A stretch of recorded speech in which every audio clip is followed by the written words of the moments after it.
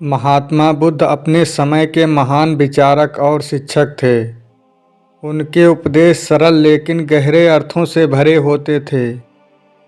आज हम उनकी उस शिक्षा को समझने की कोशिश करेंगे जिसमें उन्होंने कहा था, हर औरत के 4 पति होते हैं। इस बात को समझाने के लिए उन्होंने अपने शिष्यों को एक रोचक कहानी सुनाई।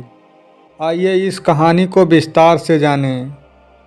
एक बार की बात है, एक युवा महिला बुद्ध के पास आई। उसका नाम सुमित्रा था। वह परेशान थी और अपने जीवन के अर्थ को समझने के लिए उत्तर खोज रही थी। सुमित्रा ने बुद्ध से कहा, गुरुदेव, मैं अपनी जिम्मेदारियों और रिश्तों के बीच उलझी हुई हूँ। मैं नहीं समझ पा रही कि मेरा जीवन क्या संदेश देता है। कृपया मुझे मार्गदर्शन दें। बुद्ध मुस्कुराए और बोले, मैं तुम्हें एक कहानी सुनाता हूँ। इसे ध्यान से सुनो। तुम्हारे सारे सवालों का उत्तर इसमें छुपा है। एक नगर में कंचनपुर नाम की एक संपन्न नगरी थी।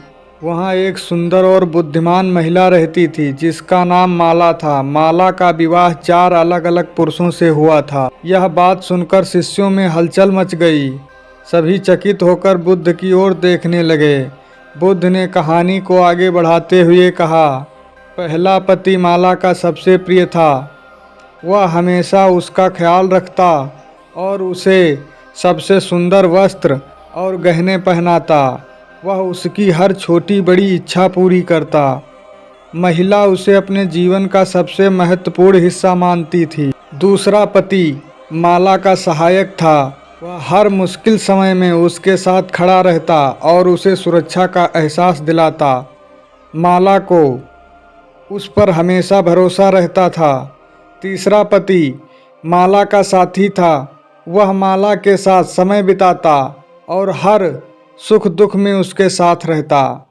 चौथा पति माला का अपेक्षित था। माला ने उसे कभी महत्व नहीं दिया।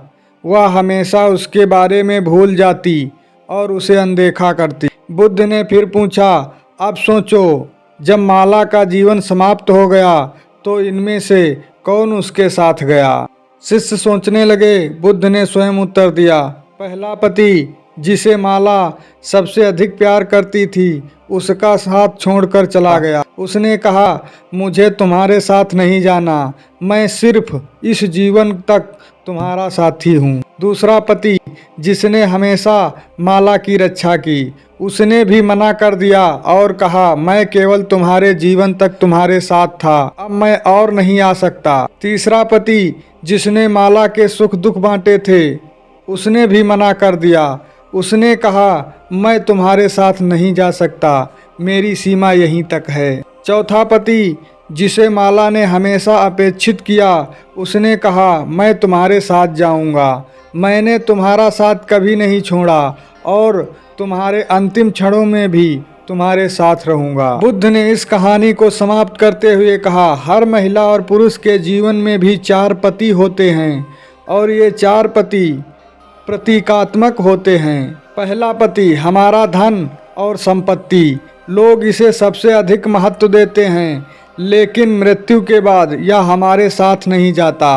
दूसरा पति हमारा परिवार और मित्र। वे हमारे सुख दुख में साथ होते हैं, लेकिन मृत्यु के बाद वे भी साथ नहीं जा सकते। तीसरा पति हमारा शरीर। यह जीवन भर हमारा साथ देता है, लेकिन मृत्यु के बाद यह भी हमारा साथ छोड़ देता है। चौथा पति हमारा कर्म। यही एकमात्र चीज है जो मृत्यु के बाद भी हमारे साथ जाती है। सुमित्रा ने बुद्ध की बातों को ध्यान से सुना और उसकी आंखें खुल गई। उसने कहा, गुरुदेव, अब मुझे समझ में आया कि जीवन का वास्तविक महत्व हमारे कर्मों में है।